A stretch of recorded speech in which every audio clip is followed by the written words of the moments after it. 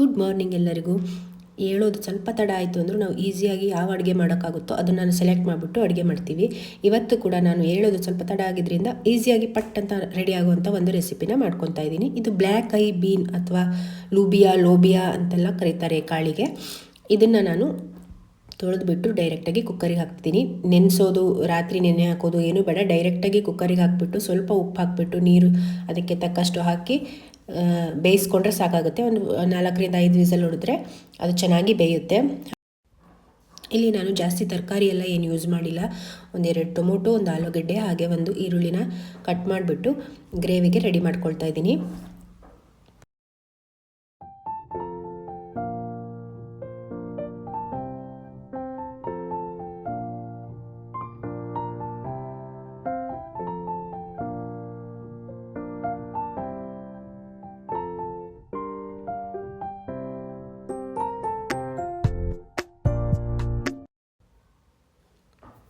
ಈ ಕಡೆ ತರಕಾರಿ ಕಟ್ ಮಾಡಿ ರೆಡಿ ಆಗೋ ಅಷ್ಟೊತ್ತಿಗೆ ಕಾಳು ಕುಕ್ಕರಲ್ಲಿ ಬೆಂದೇ ಹೋಗಿದೆ.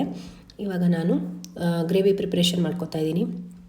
ಸ್ವಲ್ಪ ಎಣ್ಣೆ ಹಾಕಿದ್ದೀನಿ ಕಡಾಯಿಗೆ, ಹಾಗೆ ಸ್ವಲ್ಪ ಜೀರಿಗೆ, 1/4 ಟೇಬಲ್ ಸ್ಪೂನಷ್ಟು ಸಾಸಿವೆ, 1 ಚಿಟಿಕೆ ಅರಿಶಿನ ಪುಡಿ, ಹಾಗೆ ಹೆಚ್ಚಿಟ್ಕೊಂಡಿರೋಂಥ ಆನಿಯನ್ ಎಲ್ಲ ಹಾಕ್ಬಿಟ್ಟು ಚೆನ್ನಾಗಿ ಫ್ರೈ ಮಾಡ್ಕೊತಾ ಇದ್ದೀನಿ.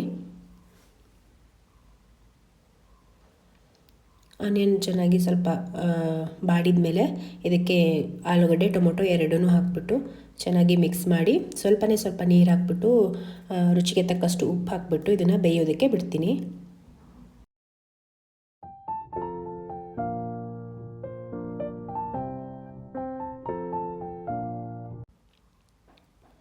ಹಾಗೆ ರೈಸ್ಗೆ ಕೂಡ ಇಟ್ಕೊಂಡೆ. ರೈಸ್ ಆಗೋಷ್ಟೊತ್ತಿಗೆ ಈ ಕಡೆ ಗ್ರೇವಿ ಕೂಡ ರೆಡಿಯಾಗಿ ಹೋಗಿರುತ್ತೆ. ಸ್ವಲ್ಪ ಖಾರದ ಪುಡಿ ಹಾಗೆ ಸ್ವಲ್ಪ ಗರಂ ಮಸಾಲ ಹಾಕ್ಬಿಟ್ಟು ಚೆನ್ನಾಗಿ ಮಿಕ್ಸ್ ಮಾಡಿ, ಈ ಕಡೆ ನೋಡಿ ಕಾಳು ಬೆಂದಿದೆಯಲ್ಲ ಅಂತ ಚೆಕ್ ಮಾಡ್ತಿದ್ದೀನಿ. ತುಂಬ ಚೆನ್ನಾಗಿ ಮೆತ್ತಗೆ ಬೆಂದಿತ್ತು. ಅದನ್ನು ಏನು ಆಲೂಗಡ್ಡೆ, ಈರುಳ್ಳಿ, ಟೊಮೊಟೊ ಎಲ್ಲ ಇತ್ತಲ್ವ ಅದ್ರ ಜೊತೆಗೆ ಹಾಕ್ಬಿಟ್ಟು ಚೆನ್ನಾಗಿ ಮಿಕ್ಸ್ ಮಾಡಿಬಿಟ್ಟು ಒಂದು ಕುದಿ ಬರೋದಕ್ಕೆ ಈ ಥರ ಬಿಟ್ಟರೆ ಆಯ್ತಷ್ಟೇ. ನಿಮ್ಗೆ ಎಷ್ಟು ನೀರು ಬೇಕೋ ಅಷ್ಟು ಹಾಕ್ಕೊಂಡು ಕನ್ಸಿಸ್ಟೆನ್ಸಿನ ನೀವು ರೆಡಿ ಮಾಡ್ಕೊಬೋದು. ನಾನು ಈ ಥರ ಕನ್ಸಿಸ್ಟೆನ್ಸಿಲಿ ಇಟ್ಕೊಂಡಿದ್ದೀನಿ. ರೈಸಿಗಲ್ವ ಸ್ವಲ್ಪ ನೀರಾಗೇ ಇರಲಿ ಅಂತ ಇಟ್ಕೊಂಡೆ. ಈ ಕಡೆ ರೈಸು ಮತ್ತು ಆ ಗ್ರೇವಿ ಜೊತೆ ಸ್ವಲ್ಪ ಏನಾದರೂ ಚಟ್ಪಟ ಅಂತ ಇರಲಿ ಅಂತ ಹಪ್ಪಳನ ಸುಟ್ಟು ಅದನ್ನು ಕೂಡ ಬಾಕ್ಸಿಗೆ ಹಾಕಿ ರೆಡಿ ಮಾಡ್ತಾಯಿದ್ದೀನಿ. ವಿಡಿಯೋ ಇಷ್ಟ ಆಗಿದ್ದರೆ ಒಂದು ಲೈಕ್ ಮಾಡಿ. ಮತ್ತೆ ಸಿಗೋಣ. ಎಲ್ಲರಿಗೂ ಒಳ್ಳೆಯದಾಗಲಿ.